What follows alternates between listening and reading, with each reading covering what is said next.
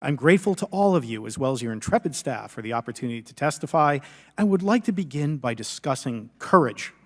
Courage is what it takes to tackle this topic, and courage in the face of adversity is what I see in front of me, beside me, and behind me. Per my introduction, I am currently the Chief Growth Officer at Redwire Space and have had several leadership positions at NASA. That being said, I want to be clear that I am speaking exclusively on my own behalf and not for Redwire, NASA, or any other organization. However, I am here today to speak out for science. Science requires data, which should be collected without bias or prejudice. Yet, whenever the topic of UAP arises, those who wish to explore the phenomena are often confronted with resistance and ridicule. For example, members of the NASA UAP Independent Study Team, particularly those in academia, were mocked and even threatened for simply having the temerity to engage in the study of UAP.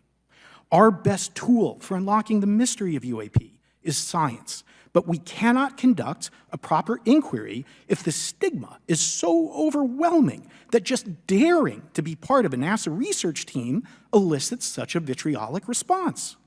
Therefore, one of the most important actions that can be taken relative to exposing the truth of UAP is to combat the stigma, and this is where I believe that NASA can be eminently helpful. The NASA brand is synonymous with hope, optimism, and credibility. If you were to take a walk down the National Mall, you would immediately see the NASA logo on t-shirts, hats, and bumper stickers. Few federal agencies enjoy this kind of popularity. I've never seen anyone wearing an Office of Personnel Management t-shirt, which is why NASA could play such an influential role. Specifically, NASA could, with relatively little cost and effort, host symposia on UAP, or even just participate in existing panels examining the topic. NASA personnel stepping forward and participating in such discussions would make a powerful statement to the scientific community that UAP should be taken seriously and researched accordingly. In regard to research, NASA has vast archives, much of which may contain important UAP data. Again, for relatively little cost and effort, NASA could create an AI or ML algorithm that could search the agency's archives for anomalous phenomena. I suspect that such an effort would not only result in information that will help us to understand UAP, but could result in data that will assist in other areas of scientific inquiry, such as anomalous weather or meteorite activity. Beyond its existing archives, NASA could act as a clearinghouse for civilian and commercial UAP data.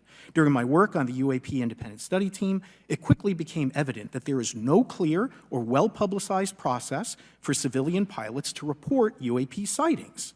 The stigma associated with UAP hampers the number of pilots that would report such phenomena, but even for those who overcome the stigma, I believe the current FAA guidance is largely unknown and poorly understood. In order to effectively collect UAP data, the independent study team recommended the use of NASA's Aviation Safety Reporting System, or ASRS. This system, which is administered by NASA and funded by the FAA, provides a confidential means for the reporting of safety violations in a voluntary and non-punitive manner. Over 47 years, the ASRS has collected nearly 2 million reports. ASRS is the perfect tool to collect UAP data, which could then be collated by NASA and shared with the public at large. Leveraging ASRS could create a treasure trove of UAP data, potentially hundreds of thousands of reports, supporting this hearing's goal of exposing the truth. And I'm grateful to our two co-chairs and other members who have already incorporated this idea into proposed legislation. At this hearing, and as others have demonstrated, the UAP issue is justifiably dominated by national security and defense. However, I would urge the subcommittees to keep in mind the numerous ways that NASA and the FAA, as well as commercial activities in the air, in space, and in the water, can generate a massive amount of invaluable data on anomalous phenomena. I cannot help but be excited by the potential for such an endeavor, since scientific discovery is driven by anomalies. It's the existence and study of anomalies that led to the theory of relativity, quantum mechanics, and nearly all of humanity's scientific breakthroughs. This is why the study of UAPs should be embraced, since whatever is occurring, the chance to garner new knowledge should never be ignored. We must be thorough in collecting information, fearless in making conclusions, and open to following the data, no matter how mundane or extraordinary the results may be. I began this testimony by praising the Joint Subcommittee members for their courage.